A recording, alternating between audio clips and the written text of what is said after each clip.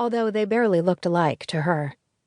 Harper was Annabel's lover-not-fighter, her sensitive thinker, the one who, at 4 years old, had reminded Henry to buy her flowers on Mother's Day. Not because he expected a reward or even a pat on the back for it, but because he'd wanted to make sure she was happy. He'd wanted to make sure that all of the efforts she put forth on any given day, the many strands of silk she wove to construct the intricate web that was their life, didn't go unnoticed. Hudson, on the other hand, was a silent manipulator. A child who had your number before you knew there was a number to be had. A child who could use any weakness to his advantage while making you believe he was doing you a favor. To know Hudson was to work for Hudson, whether you'd voluntarily initiated your employment or not. Still, now, with the boys at her parents' house, where they'd slept the previous night so she and Henry could attend his assistant Liberty's wedding, and he thinks Harper and Hudson are odd names, it was hard not to miss them, devious behavior and all. That was the funny thing about children. When they were around, you wanted peace and quiet, a mere moment to yourself.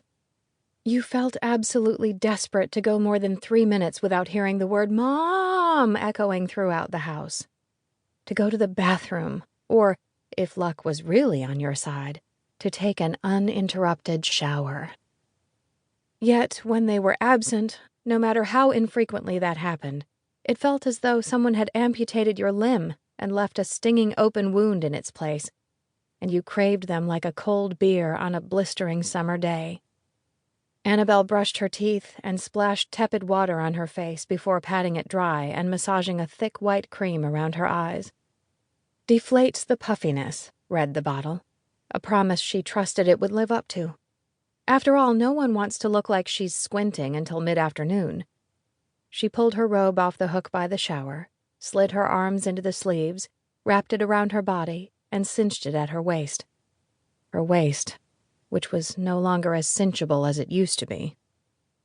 Unfortunately, when she'd attempted to zip up her favorite black dress for Liberty's big day, she'd had the unwelcome realization that any efforts to regain her pre-baby figure had been infuriatingly futile.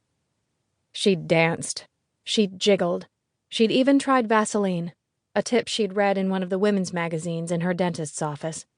Until, finally, yesterday she'd resigned herself to donning a remotely flattering navy blue maternity dress, which she'd hoped no one would actually notice was a maternity dress.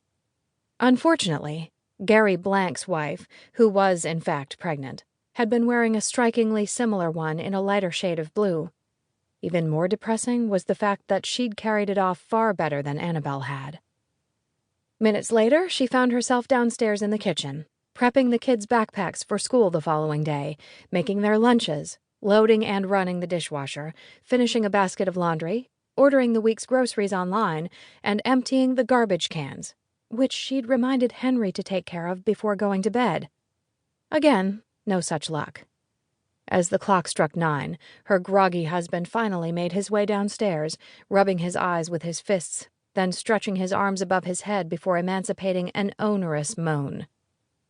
Apparently, all that rest could really take it out of a guy. "Look who it is!"